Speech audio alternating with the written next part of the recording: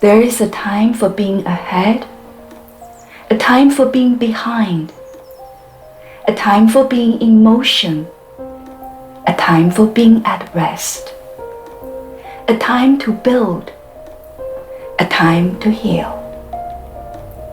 So today, let's surrender, dream, and embrace our Tao. Flora back to soil, fauna retreat to their dens. As we arrive in the depths of winter, we dial up our receptive mode, feeling the pulses of the earth beneath. Under winter's moon, all nature stores and preserves. Water freezes, ground cracks. The world is in a long exhale. Everything is telling us, follow the way of conservation. After winter solstice, even though days are getting longer, sunlight is precious.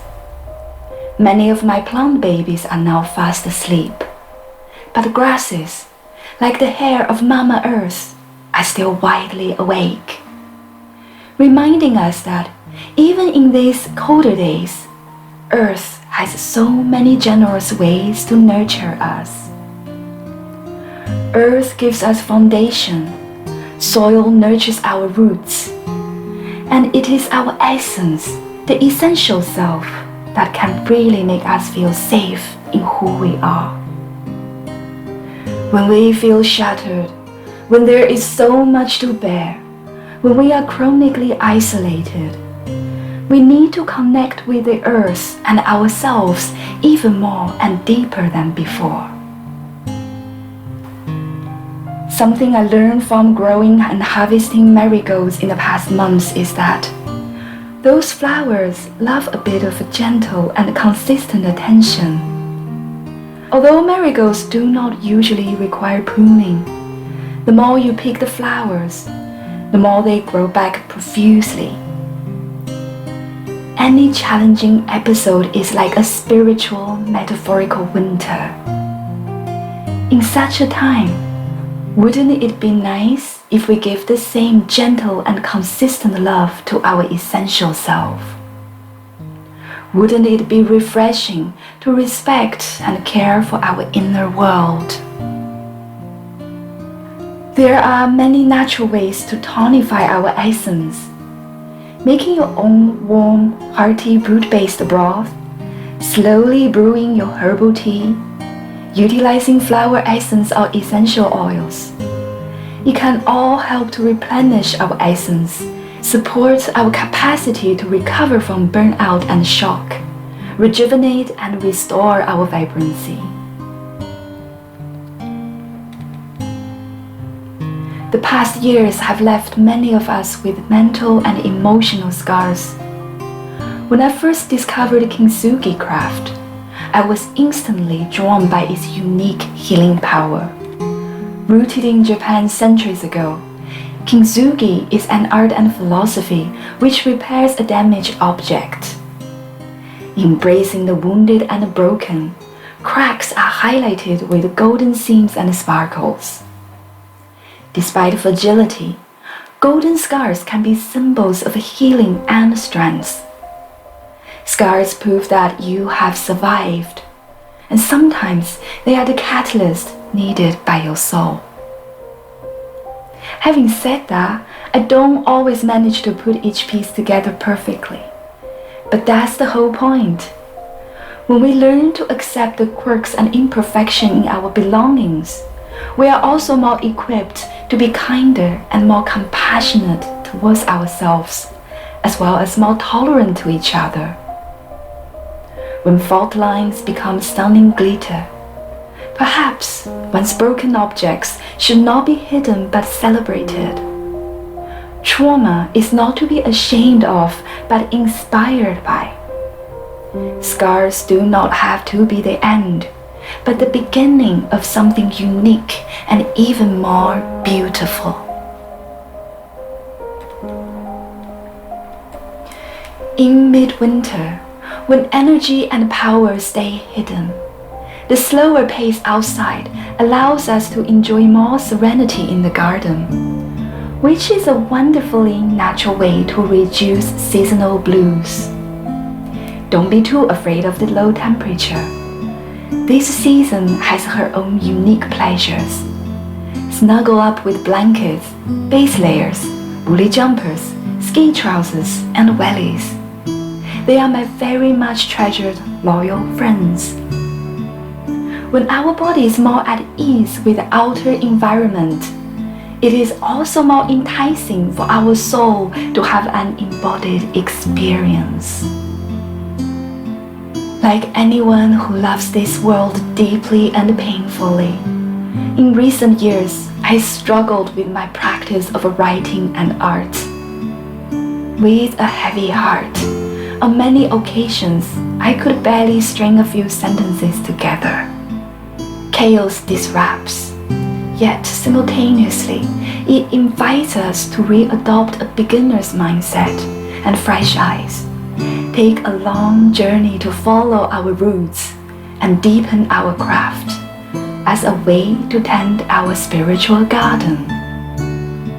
Sometimes suffering and limitation become the agents of transformation. In the middle of the fertile void, you can find yourself again.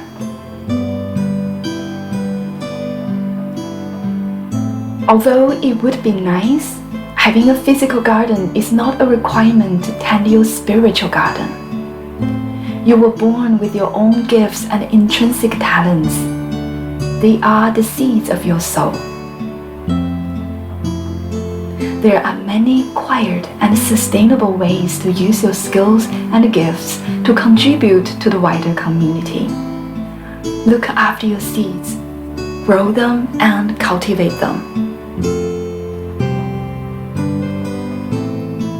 In winter, what we can learn from the natural world is to immerse into the dark, like those seeds in the soil.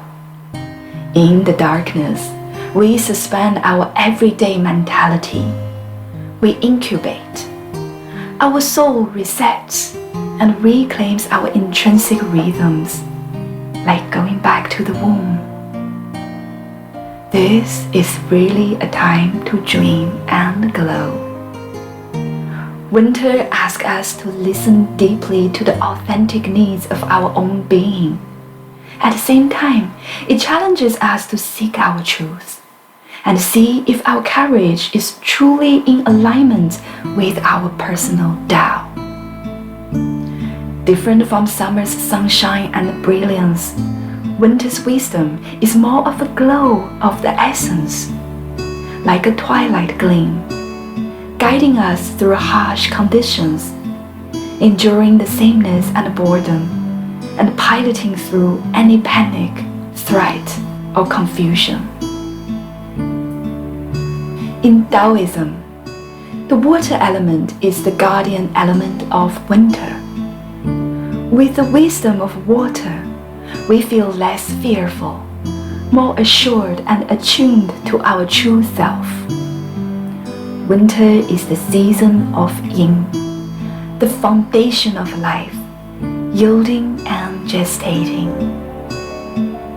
Here in the darkness, when the compression is so great and so intense, we wait with Yin, in silence and stillness, until she reaches her extremity, then gives birth intrinsically to the opposite, Yang. This movement cannot be argued with. Sometimes we must surrender our limited willpower, reverse the impulse to react, to fight, to flee, to fix, to fixate, to progress as rapidly as possible. We must know the timing of transformation is not under our conscious control. No matter how much we try, it cannot be forced. We must willingly allow ourselves to enter the unknown, reaching down to our inner core, relinquishing our resistance to our deepest reservoir.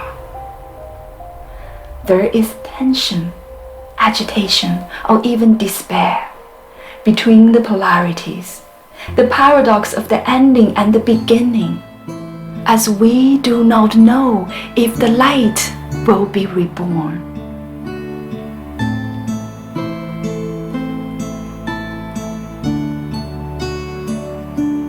But the light will always be reborn. The Tao is called the Great Mother, empty yet inexhaustible. It gives birth to infinite worlds. This is a time of a potential and faith. Like a geyser shooting up from Earth's crust unexpectedly. Like a spring gushing out from a cliff, brimming with vibrancy and hope. This is a different type of light from what you used to know. Like a blue flame emerges from the darkness. After you have experienced breakdown of wholeness, after you've survived the chaos and crisis, after you've reintegrated yourself from the stone and the cave, you are piecing yourself together with a golden shimmer and returning to the wholeness in a different way. That's the medicine of a fierce returning.